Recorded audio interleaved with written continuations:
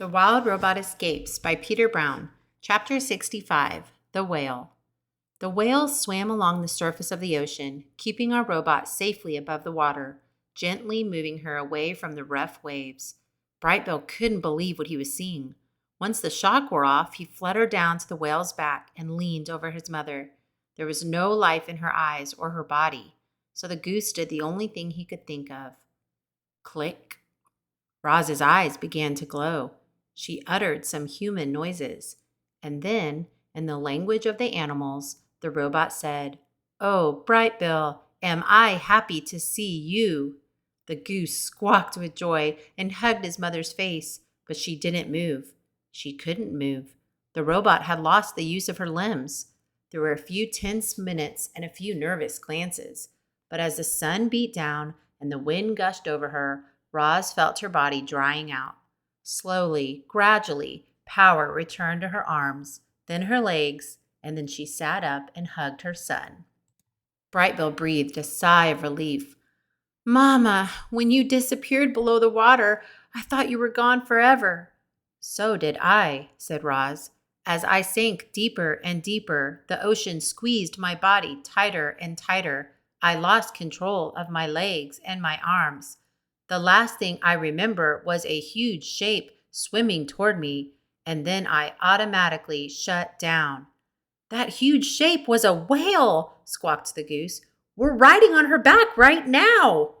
A low moan rumbled up through the whale's body. She splashed the water with her fins and took long, wheezing breaths and sprayed mist high into the air. Roz paid close attention to the whale's behavior and understood what she was saying. The whale's name was Coral, and she was thrilled to meet our friends. She explained that a flock of geese had flown over the bay and regaled the coastal birds with the amazing story of the wild robot and her son, the goose. The coastal birds shared the story with the fish and the dolphins and anyone who would listen. In time, the story spread to every creature in the bay. When Coral saw the robot rowing and the goose flying overhead, she knew it had to be Roz and Brightbill. So she swam behind them in case she could be helpful, and it was a good thing she did. As Coral ferried our friends across the bay, the waves grew smaller and the coastline grew larger. Houses poked out from the trees. Sunbathers relaxed on the rocks. Boats motored away from the piers. With so many humans around, Roz had to be careful. She lay flat against Coral's back while Brightbill flew ahead and scouted out the coastline.